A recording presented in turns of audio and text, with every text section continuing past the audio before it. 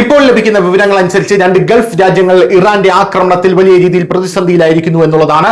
കുവൈറ്റിലും Saudi അറേബ്യയിലും ഇറാന്റെ missile ആക്രമണം ഉണ്ടായിരിക്കുന്നു. കുവൈറ്റിലെ ജലവിതരണ ശുദ്ധീകരണ പ്ലാന്റിന് നേരെയാണ് അവിടെ ആക്രമണം ഉണ്ടായതെന്ന റിപ്പോർട്ടുകൾ പുറത്തുവരുന്നു. ഇത് രാജ്യത്ത് വലിയ രീതിയിലുള്ള അരക്ഷിതാവസ്ഥ സൃഷ്ടിക്കുമെന്നുള്ള കാര്യത്തിൽ തർക്കമില്ല. ഇറാന്റെ ആക്രമണങ്ങൾ ഇപ്പോൾ അമേരിക്കൻ ബേസുകളെ വിട്ട് കുവൈറ്റിന്റെ ഇപ്പോൾ തനത് ഫാക്ടറികളിലേക്കും കമ്പനികളിലേക്കും എന്തിനു പറയുന്നു അവിടെ ജീവൻ നിലനിർത്താൻ വേണ്ട ജലശുദ്ധീകരണ പ്ലാന്റുകളിലേക്ക് മാറിയിരിക്കുന്നു എന്നുള്ളതാണ് റിപ്പോർട്ട്. സൗദി അറേബ്യയിലേക്ക് വരുമ്പോൾ അമേരിക്കയും ഇസ്രായേലും ഇറാനും തമ്മിലുള്ള യുദ്ധം ദിനം പ്രതി വർദ്ധിച്ചുകൊണ്ടിരിക്കുമ്പോൾ ട്രംപിനും നെതന്യാഹുവിനെതിരെ പ്രതിഷേധിച്ച് അമേരിക്കയിലും ഇസ്രായേലും ജനങ്ങൾ തെരുവിലിറങ്ങിയിട്ടുണ്ട്. ഇറാനിൽ അടിച്ചേൽപ്പിച്ച യുദ്ധം അവസാനിപ്പിക്കണമെന്ന് ആവശ്യപ്പെടുന്നു. ഇറാൻ ഇസ്രായേലും അമേരിക്കയെ വലിയ നഷ്ടം വരുത്തി വെച്ചിട്ടുണ്ട് എന്നത് പറയേണ്ടതാണ്.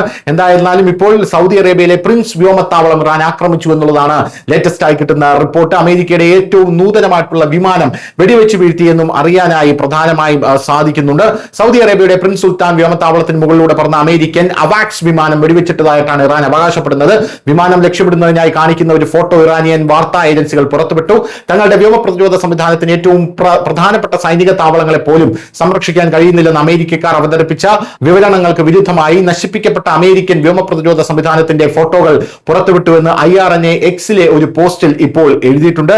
ഇറാൻ ന്യൂസ് ഏജൻസിയാണ് ഇതെല്ലാം തന്നെ പുറത്തുവിട്ടിരിക്കുന്നത്. സൗദി അറേബ്യയിലെ US സൈനിക താവളങ്ങൾ ഇപ്പോൾ അവിടെ നാശം വിതച്ചിട്ടുണ്ട്, ഇറാൻ നാശം വിതച്ചിട്ടുണ്ട് എന്നുള്ളതാണ് പ്രധാനപ്പെട്ട റിപ്പോർട്ട്.